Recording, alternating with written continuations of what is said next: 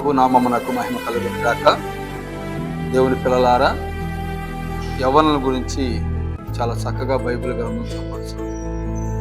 Bible గ్రంథంలో ఇర్మియా గ్రంథము 5వ అధ్యాయము 8వ వాక్యాన్ని ఒకసారి మనం పరిశీలించినట్లయితే, బాగుగా బలిసిన గుర్రం వలె ప్రతి వాడు గుట్టు అట్టు తిరుగుచు తన పొరుగు వాని భార్య అమ్మడి సకిలించు. దేవుని పిల్లారా, వ్యభిచారము చాలా ఘోరమైనదన్న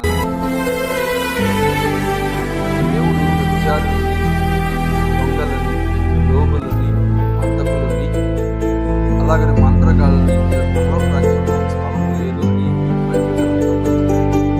అయితే యవన దశకు వచ్చిన తర్వాత ప్రతి ఒక్కరూ అటు ఇటు తిరుగుచు తన పొరుగు వాని భార్య అమ్మని సకిలించు.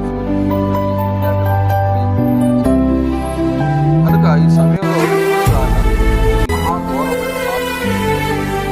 దీనికి పరలోక రాజ్యాన్ని కోల్పోతానని నేను ఎరిగి యవన దశలో నా కాడు పెట్టి ఎంతో సులభమని బయటకు ప్రతి యవనుడు దేవుని సన్నిధిలో సహాయం, ప్రతి యవనుడు దేవుని మందిరంలో చేరి ఆయన పరిచయం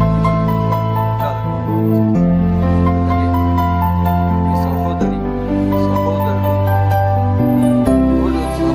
భార్య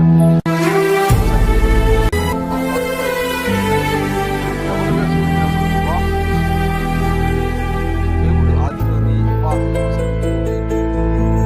కనుక ఎవరుడు అనేవాడు తన గుర్రం వలె బైబిల్ గ్రంథం చెప్పాల్సి బాగా కలిసిన గుర్రం వలె బాగా కలిసిన గుర్రం వలె వినయం కలిగి భక్తి కలిగి విశ్వాసం ప్రార్థనా